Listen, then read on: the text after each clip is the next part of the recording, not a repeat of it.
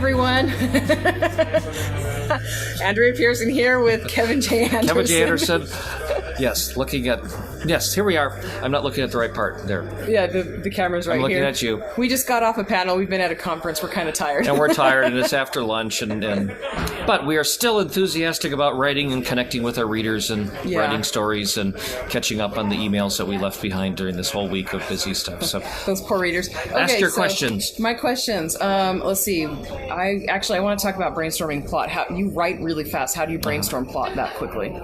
Well, I go to sleep at night and don't sleep very much, so I lie there awake and go, okay, what's the inspiration for this, and how does she meet the vampire, and how does he kill somebody, and I just kind of mull it around. And sometimes when I'm just starting, I'll go out for a hike. I love hiking. I live in Colorado, and I'll just go for a hike for half a day, and I have a recorder with me, and as ideas come to me, I go, oh, we could do this, or how about this connection, or this character did that, and I just record them because I'll never remember them if I'm just thinking of it.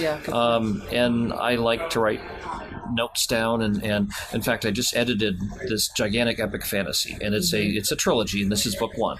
And so as I'm editing the final draft of book one, I have this second document that's open, and every time an idea occurs to me as I'm reading my own book, and it's like, oh, well, this character's got to do this, or this character's got to go to this place, or don't forget the talisman that was hidden here. And I just keep a running list of that, and then like months later I read that as I'm plotting book two, and I go, oh, I forgot all about that. I mean, really, I forget about so many of these great ideas, so I'm glad I wrote them down. Notes and things like that. Let's see. How do you stay motivated to write a lot? Deadlines. Yes, that's pretty much Well, I mean, I kind of like to pay the bills, and you don't make any money unless you publish it. And but see, the other thing is, and non-writers don't understand this. They always tell me, like, Kevin, you work too hard. Just relax with us and play cards. Well, that's work. I like telling stories. I like writing and editing. These are my surrogate children, and I get to do horrible things to them. And that's what's fun to me is the writing. So it's not like hard to be motivated. It's hard to take a break is what's hard. Yeah.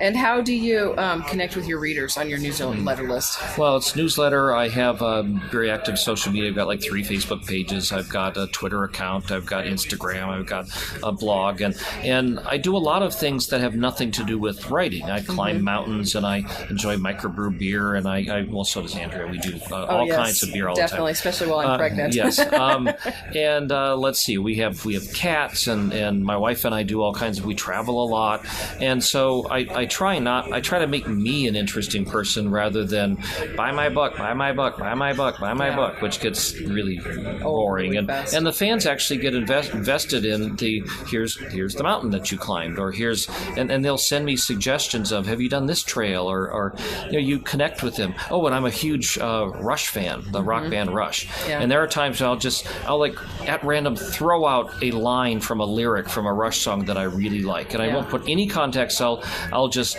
put tough times demand tough talk, demand tough hearts. And then somebody else will within seconds post the next line in the song and the next line in the song, and you get all these Rush fans posting, and all my non-Rush fans are going, what in the world are they talking about? But that connects me with this special group of people and they're very dedicated and diehard, and they read stuff. Well, thank you. All right, everyone. Deadline's over. Bye. Bye. Well, next one.